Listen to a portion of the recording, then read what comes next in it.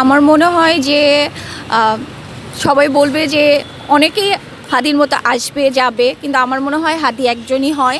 কারণ আমরা যারা নতুন প্রজন্মের আছি, আমাদের মনে হতো যারা রাজনীতি আছে তারা অনেক সিনিয়র এবং তারা আমাদের ভাষায় কথা বলতে পারে না।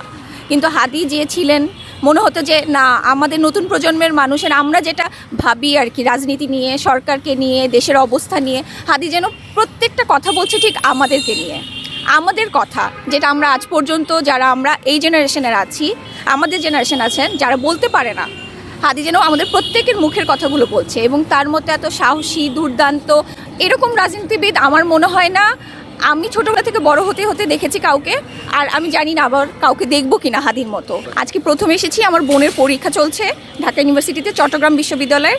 সেই সাথে খুবই ইচ্ছা ছিল যে হাদির কবরটা দেখে যাবো এখান থেকে। এটা আমার মনে হয় আমার সৌভাগ্য, আমি এখানে এসে হাদির কবরটা দেখে যেতে পারছি। আমি চাই যে হাদি খুনিদের সঠিক মানে যে বিচার সেটা যেন হয়।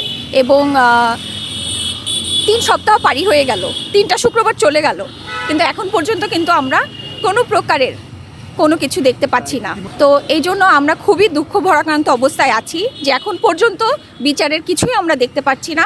আমরা চাই অতি দ্রুত সরকার এটা নিয়ে পদক্ষেপ নিক, ব্যবস্থা নিক।